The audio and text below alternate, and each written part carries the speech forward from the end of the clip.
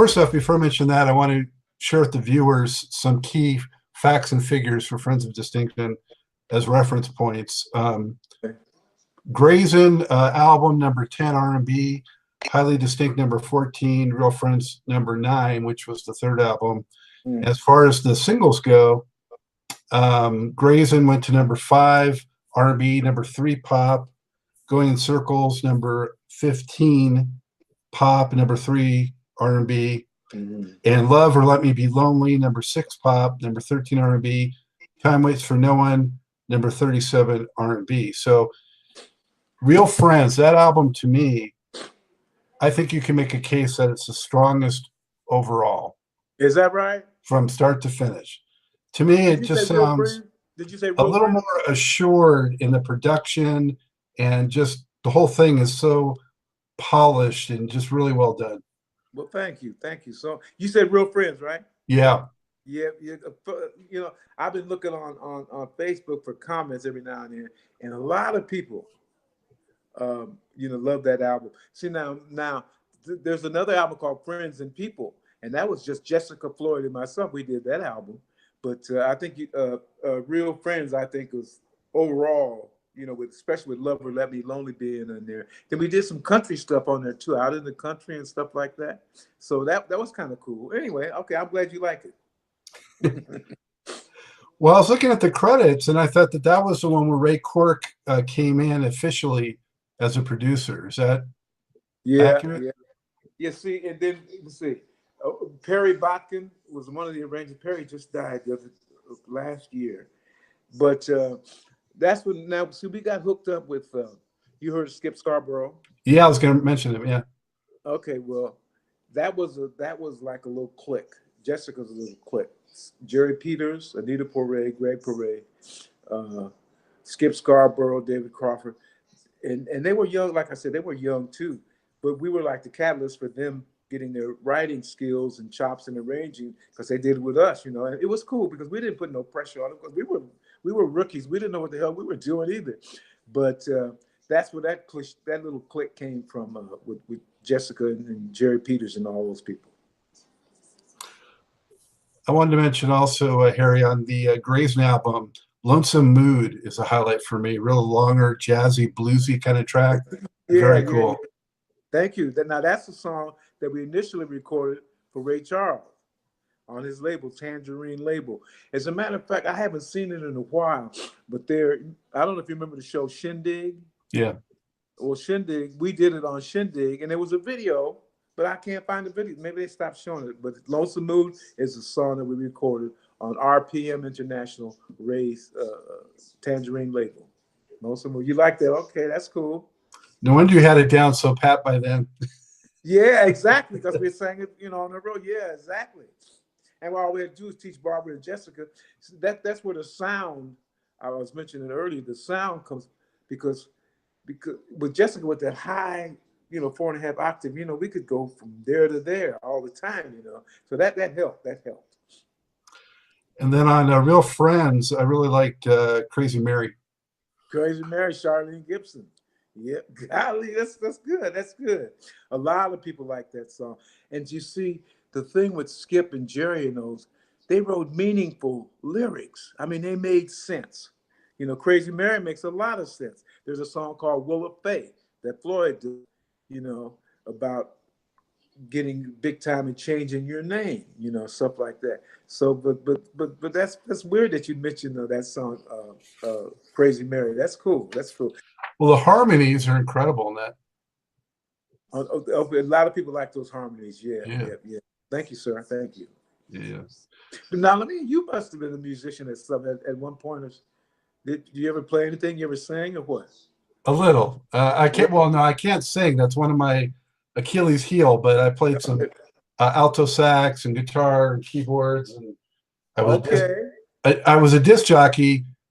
Large reason because I love music so much, but I can't sing. So I have to find a way to bring it to the people, you know? Well, hey, that's cool, man. And it's like you understand and you appreciate. So that's the main thing, man, you know? Oh, that's like makes my heart beat, man. Okay. Yeah. So Harry, what were some of the memorable TV appearances and things you did of that nature, like during the height of Friends of Distinction, that stand out to you? Well, one TV show, the Ed Sullivan Show. I get Johnny Carson show and Ed Sullivan mixed up in terms of the guest, but one, I think this was Johnny Carson. We did the show with Groucho Marx and Lucille Ball. That was cool. That was very cool. And now the Ed Sullivan Show, I can't remember who was on there, but just meeting Mr. Sullivan and I remember when we did Johnny Carson, he stuck his head around the corner to see what we were doing and hey, how you doing, blah blah blah. And see with Jim being with us, Jim took they gravitated to Jim and we could do our little thing over there. But the memorable things in like Joey Bishop's show and Shindig show and Hollywood Palace, all of those shows, they were so cool. But again, you see, it was like you come in town, you do the show, the next day you're on a plane and you're gone, so you don't absorb none of that stuff. Sometimes you never see the show. You know what I'm saying? I haven't seen some of these shows, or maybe on YouTube.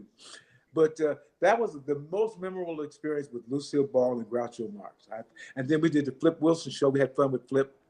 Della Reese did Della Reese show, and that was kind of cool because we did skits and stuff like that. But we were in the mix, man. We were doing it. What about when you guys were on stage for concerts? Who are some of the more notable people that you went out with, and can you share with us one or two special memories, whether it was something unexpected or something amazing or whatever? One of the memorable people that I like to go out with, Laura Nero. It was like she was very ethereal, and she would have her piano. She'd have a candle on the, and it was very low key. It was like when Laura was she didn't say much, but when she was in the house, things were quiet. So I loved touring with her. We did a lot of tours with Jerry Butler and Brenda Lee Ager. We used to work with them all the time.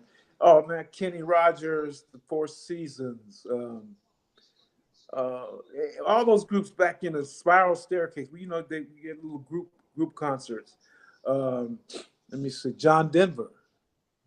John used to open the show for us back before he even got married. Then he got married and he had a baby, brought his baby to the first concert. And like I said, then Tom Jones, and that was a trip. We were a 6-week tour with Brother Tom, and that was crazy because he was at the peak of his career, and we had Grazing. So it was tons of people, and that was an experience. Maybe one time, they used to say the ladies would throw their panties on the stage and stuff for Tom. True. And then one night, he got some panties in his hand. He was throwing them back, and his ring went with, and so, oh Lord! So somebody, please, did somebody find my ring? And they found it. They gave it to him. That was an experience there. So that's a wedding ring or just a ring? I think it's a wedding ring. Because that would be something to tell the wife. I lost it handling some other woman's panties. If I said, did you get her name, Tom? But oh man, wow, that's an interesting question. Let me see. And we used to tour with all kinds of people, and it was so much fun. Kenny Rogers. I remember when Kenny. Who was that? I forget, but we used to do a lot. Kenny and I were cool. We were very cool. But I haven't seen him since the tours, But then we used to do the Fairmont Hotel chain. And we would go from a college gig to a funky club in Boston, the Sugar Shack, to the Fairmont Hotel with, uppity people and stuff like that. So that was a transit. We have to wear tuxes. So one concert we're down in our low down stuff, and then the next one we're in our tuxes and upscale and stuff like that. That was cool. That was cool because it taught you, how to relate to different types of audiences, and all of it wasn't cool. I mean, I remember in New Orleans, we had this song where we go around shaking people's hands, and I went to shake this gentleman's hand. He wouldn't shake my hand. He did. So it kind of blew me for a minute, threw me a loop, and I looked at Floyd Floyd said, forget about it. And we were cool. And then one time we were at U of D, University of Detroit, I think. And it was like, the concert was like open. Like nowadays, you know, you have the fence and the security. This cat, muscles, big muscles. He walked up on the stage and he started playing the congas. I'm looking at him, and Floyd, I could see Floyd getting huffy. I said, hey, let it go. Let it go. Don't worry about it. He laughed. We let the cat play. The cat played and went and sat on down, you know, because see, back then, they would have been a riot. It would have been a riot because you had two little policemen there. What they going to do, you know? With this dude here with the muscles that he had, but those kinds of experiences, then sometimes you do mishaps on stage, you slip or drop the mic and stuff like fun stuff. You know, we always laugh because we had fun. And then one time, I never forget, Jim and I had an argument. We were going on a tour at the airport, and I got pissed off. Forget it, I'm going home. I threw my little charts down and went home. And then the group took off. And I said, that wasn't too cool. That was dumb. You know, so I called the promoter, and they had his private jet come pick me up and stuff like that. And Floyd and them were on this concert that just started, and they were singing. I don't know what they were going to do about Grazing. I don't know. But I walked on stage, and they looked at me, and everybody started laughing, you know. So we were kind of wild and crazy. I won't go into a whole lot of stuff. We were wild, drugs, sex, and rock and roll. We were in the middle of it. You know, it sounds like you really had an interesting cross section, though, of fans and followers. I mean, would you say what would you say the makeup was in terms of it demographically, like with whites and blacks and whatever? It would depend on where we were playing. Like we did this concert at Indiana University, U of I or something like that. Now look at this bill. Count Basie. Watts 103rd Street Rhythm, Charles Wright, Watts 103rd Street Rhythm Band, and the Friends of Distinction. So that was a, you know, conglomerate of different types of music and genres and stuff. So that was cool. But I would say 50-50. The demographics. Yeah, I would say. Now when you go to different colleges, you know, if you went to Prairie View or something like that, it was, you know, mostly black. Speaking of that, this was an experience. We're coming to play Prairie View, which is in Texas. And I wanted to play it because my aunts, I had a couple of aunts who were school teachers, they graduated from there. So I wanted to play Prairie View. So we had this private plane. It was called Twin Otter de Havilland, STAL, short takeoff and landing. So we're circling, not the airport, we're circling the college football field. Pilot said, we're going to land over there. So you got these brothers playing, dude. And here comes this plane. You can see them looking up at us. We landed on the football field. And those guys, they were blown away. And then the roadies loaded our equipment into the auditorium. We did the concert and took off that night from the football field. So that was very cool. That little plane, I don't know how we stayed. And we would have the whole band in that plane and some of our equipment. And it was like, you could and take off like that. As a matter of fact, excuse me, as a matter of fact, it was the same company. This ain't too cool, but it was the same company where Jim Croce and went down. We used to do a lot of concerts with Ricky Nelson. We were on the same plane. This time when Ricky and them went down, they were on Ricky's own plane. So then, when you think about that, that could have been us, you know, Jim and Ricky. Well, same company that we all work for out of Minneapolis, Minnesota, you know. So I thank God for that, man. Really, could have been us. Wow. Yeah. You guys were so busy in a tight time frame, you know, from 69 to 71, there was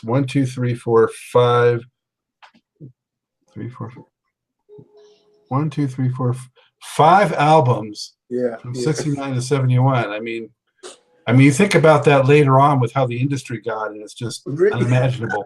I know, man. Yeah. We were blessed. You know, I was looking at some of the credits, and I noticed some of the players, at least on the later albums, included people like Wilton Felder and Joe Sample from the Crusaders, Oh and yeah. Harvey Mason, the great drummer. What was it like with those guys? Did you actually get in the studio with those guys? Oh And were yeah. there some others like them that you also got to play with? Oh yeah. Max Bennett, the guy, Max Bennett, the world famous bass player. It was like, see, when we had sessions. Remember Ripple wine? Yeah. We had Ripple and weed at our sessions, and we would pass out to Ripple. We pass out the weed, and our sessions were like that. It was just not all of them, but and Winton and Joe. See, we knew them when they were the Crusaders. When we played the remember I was telling you about the after hours jazz clubs where we used to play as a hi-fi. That's where we first met them. So then they started doing studio stuff, and Joe's on a whole ton of our stuff. Wilton's on a whole stuff. Sticks is on a whole. Wayne is on some stuff, like. So that was cool. Joe, as a matter of fact, I posted something the other day. This song is called "Just a Game Love." It was from the movie The Split with Jim Brown, and I think Stevie might have done it initially, but Floyd and Jessica and Joe Sample did it. Oh man, it is fantastic. Joe's it was so cool.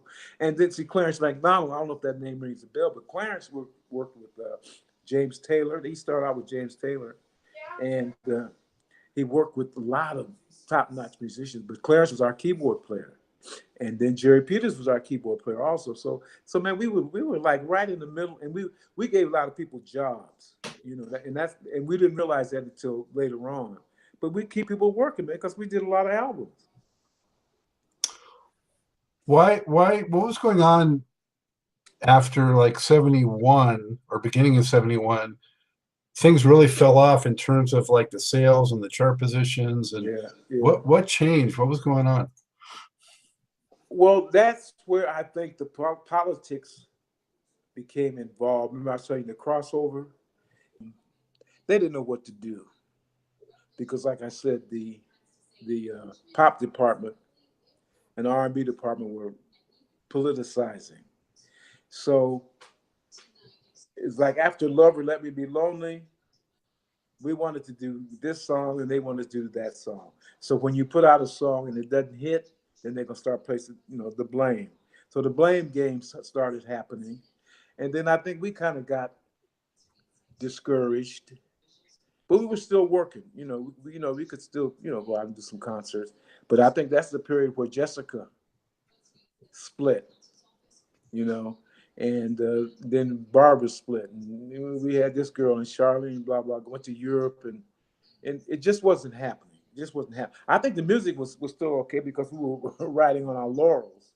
But you didn't have Jessica, you didn't have Barbara, but you had Charlene and other people, Then after there's a period, an album called Love Can Make It Easier. I think it's a good record.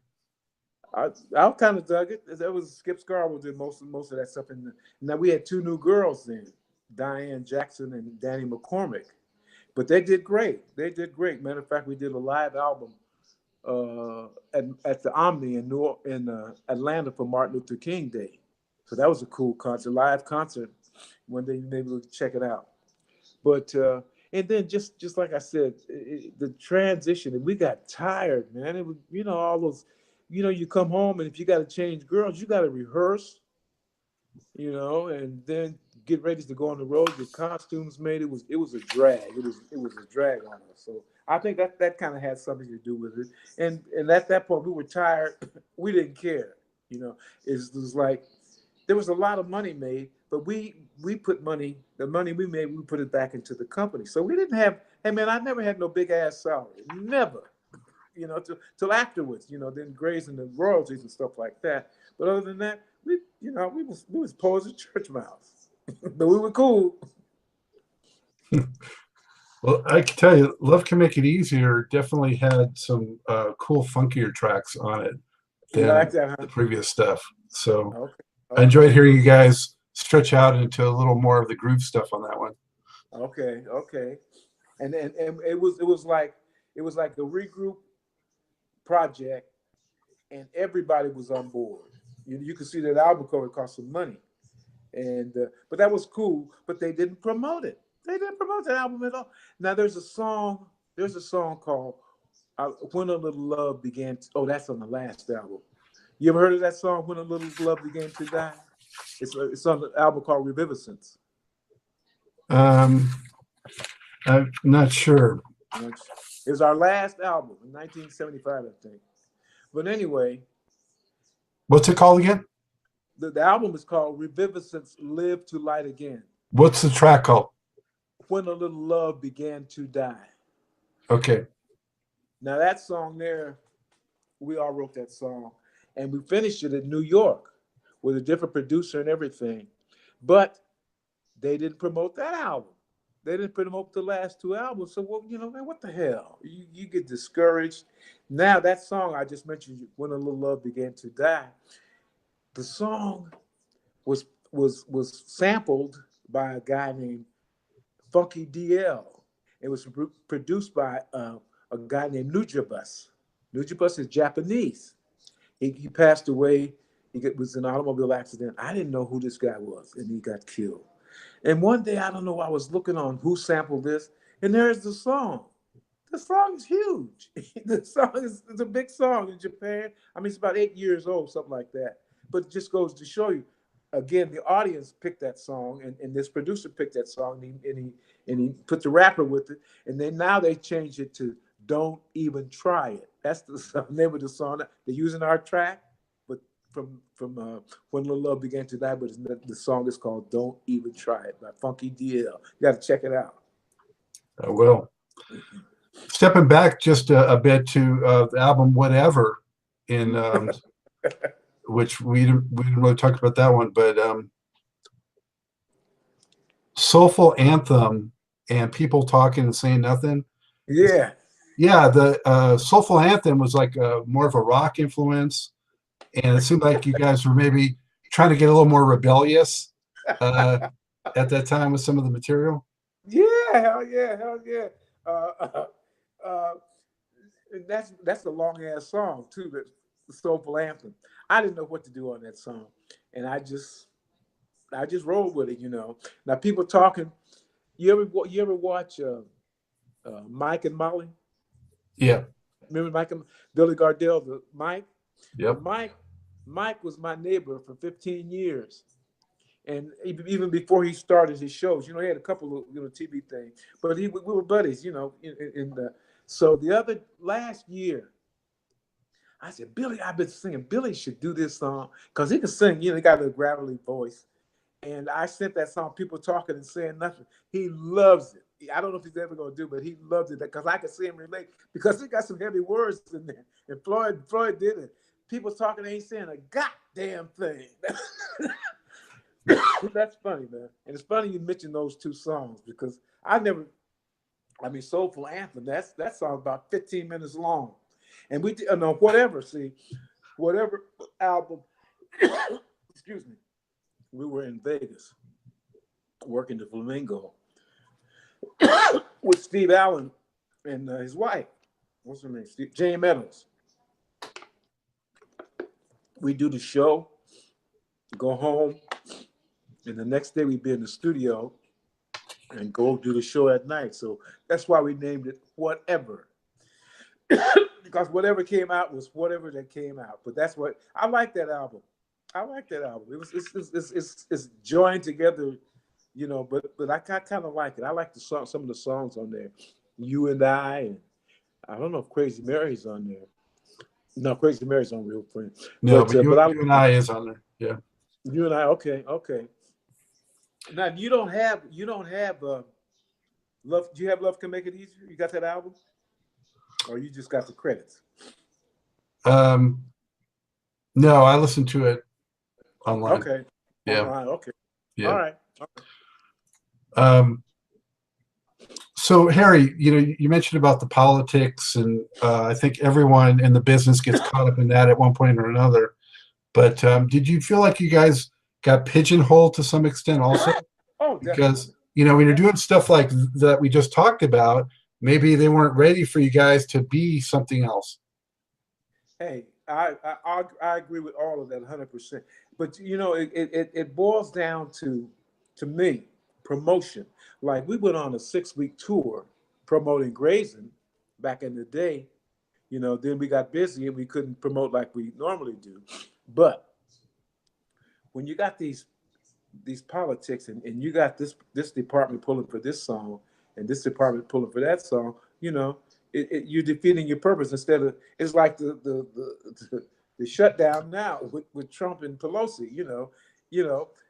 Pay some people and then you talk, discuss the politics later. But we got, like I said before, we got caught up in those politics. And now see, you really get a feeling when you play those college gigs, where the pulse of things were. And they would, hey, sing this song, sing this song, sing this song.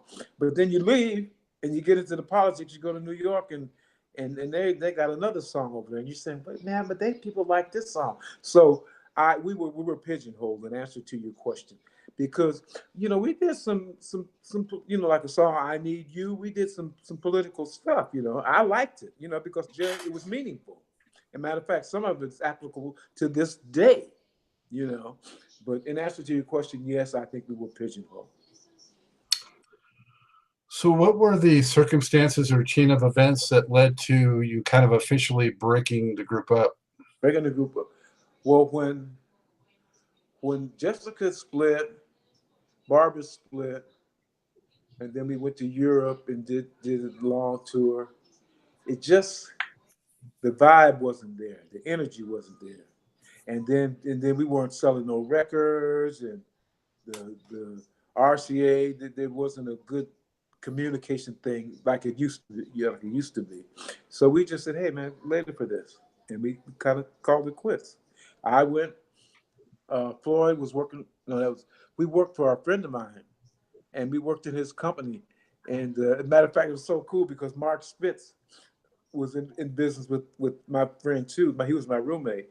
And I would see Mark every day. We'd laugh and joke and talk. But Floyd and I worked for this guy. His name is Steve Blender, in his company called Rain Dance. We sold aerobic stuff. So Floyd and I worked for him, and then Floyd had that heart attack, and Floyd died. Basically, I caught him when he had the heart attack.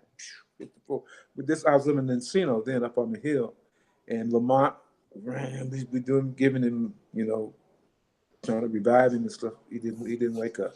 That was 1990, right? Yeah, 1990. Yep. He was 52 years old. Floyd, his mom had a heart attack on a cruise around San Diego. So Floyd had a bad heart. Floyd was a little overweight, and he had started on a diet. I think it was Jenny Craig, but I think all of the weight and the stuff kind of went to his heart, and he hit it, man.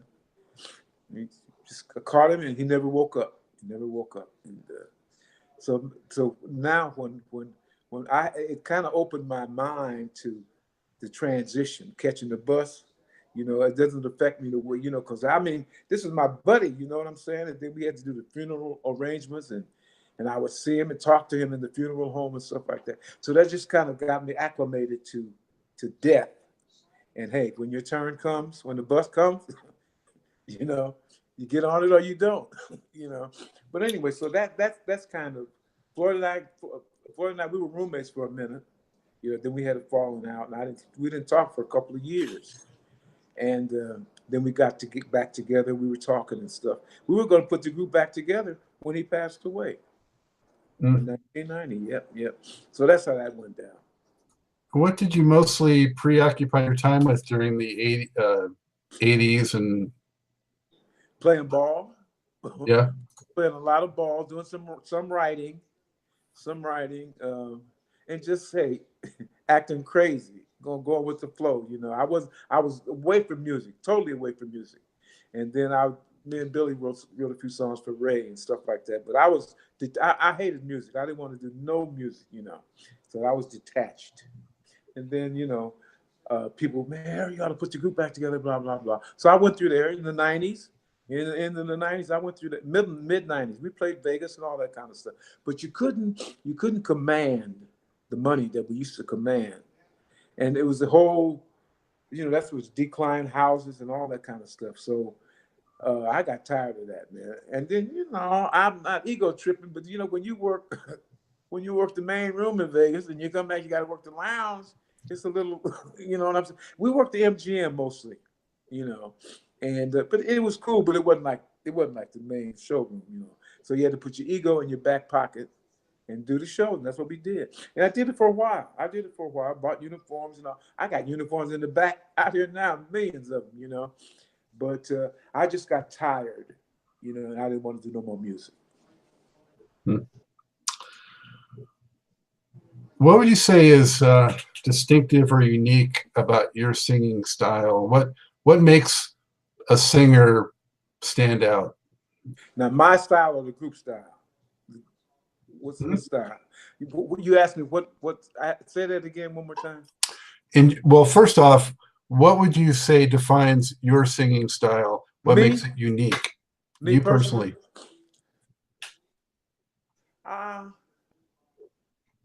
Yeah, my baritone is pretty good, and then too, I had a little falsetto going, and then it's like this. See, Floyd and I, we prided. I don't know if that's a word, but we took pride in singing unison patterns together. A lot of people don't know that's Floyd and I singing unison patterns on a lot of those songs, and that was cool. And then we developed the sound. And with Jessica doing the high part, and Floyd could sing like you remember Blue and the Temptations, the bass player, bass singer. Floyd could sing that low.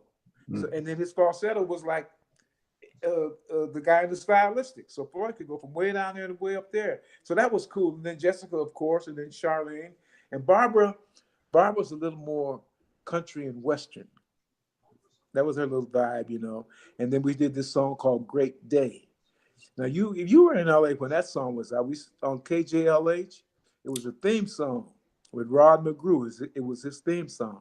But that's okay. Barbara. Well, I listen to KJLH all the time. So okay. The song is called Great Day.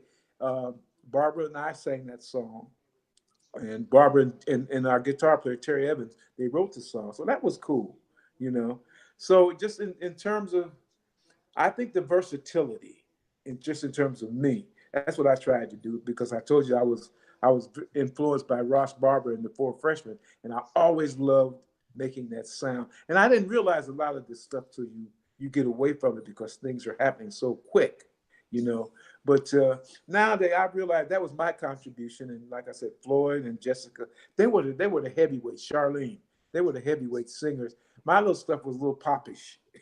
Grazing ain't the hardest song in the world to sing, but you got to have, inflections and stuff like that. And then you don't realize it until people come up to you and talk to you about it, So that was my little contribution. Well, when you were away from things in the 80s and through the 90s, what was your take on, the influx of electronic music and producers being the guiding popular music, and auto-tune where you don't even have to really sing anymore?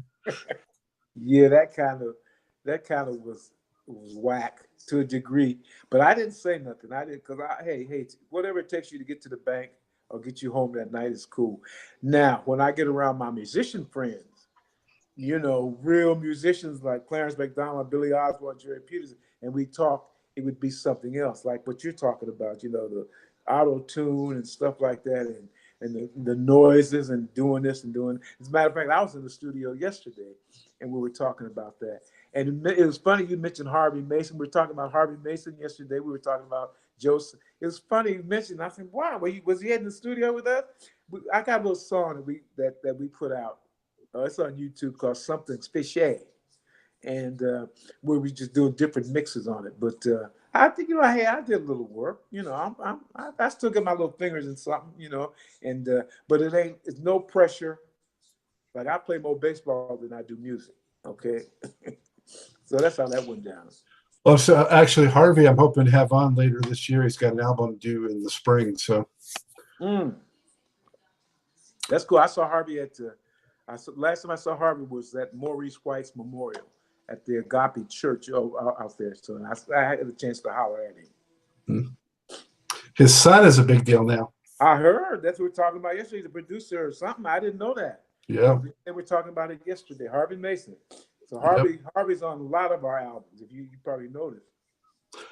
If you search, I think on the web now for Harvey Mason, his son, I think, comes up before he does. Okay. So are you doing any performing nowadays, or are you totally retired, or what's your story? Hey, man, the last gig I did was in 2016. We went to the Philippines. Now, we're kind of big in the Philippines. They like our stuff, old stuff and stuff like that. And if you go on YouTube, a lot of those live concerts was done in Manila. But we went there in 2016, end of 16, and I was still going to perform, but man, the offers, what they're offering and stuff like that, it's not worth it. It's not worth it. And then when you got other people in the group, like I have a singer in the group. He matter of fact, he sings "Going in Circles" on the video on YouTube. His name is Gino Henderson. But Gino was in the play. He went to stage, "Baby It's You" by the Sorrells, and then he's in this play, "Heartbreak Hotel" with Elvis.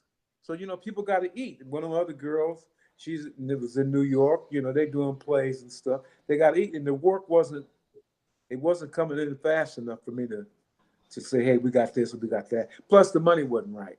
So I said, later, I don't have to do this. I get a little my little royalty checks, and I'm cool. I don't have no headaches. So I've been retired for about a year and a half.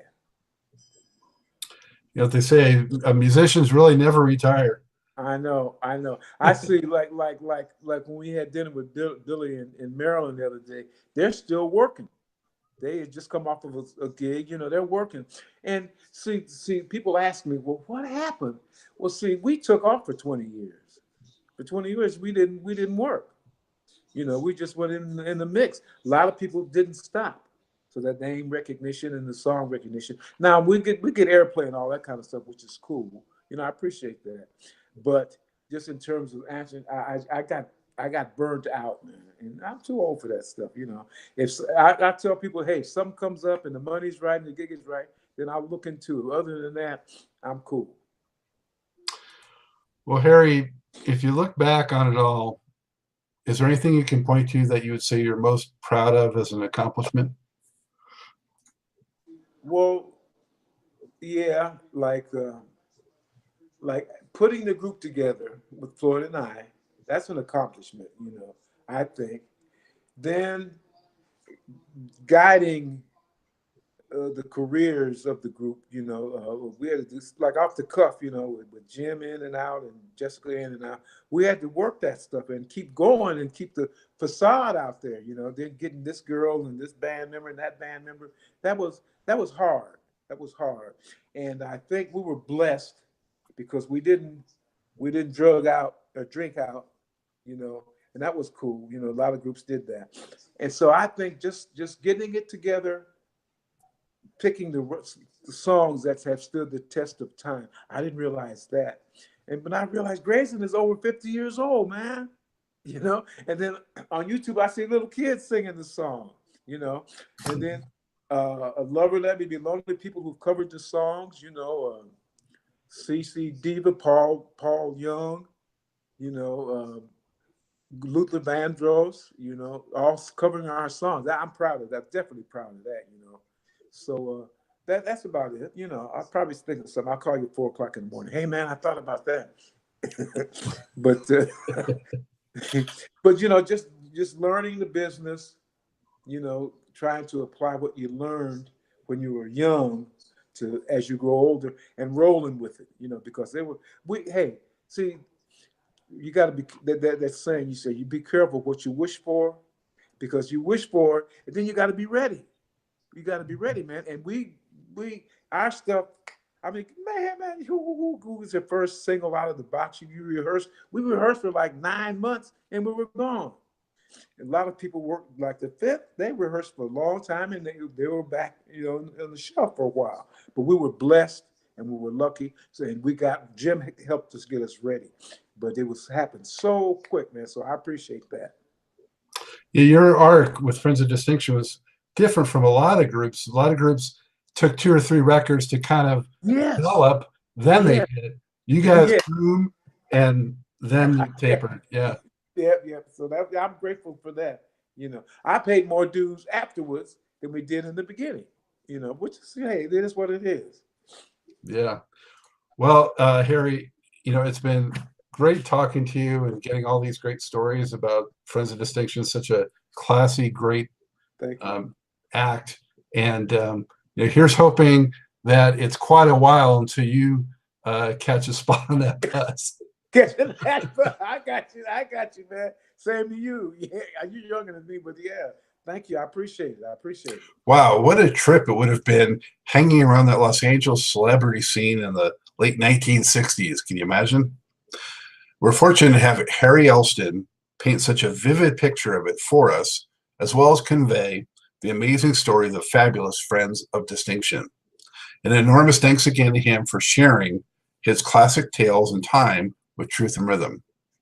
Also, sincere thank you to you, the viewer and listener of Truth and Rhythm. Thank you so much. Appreciate the support.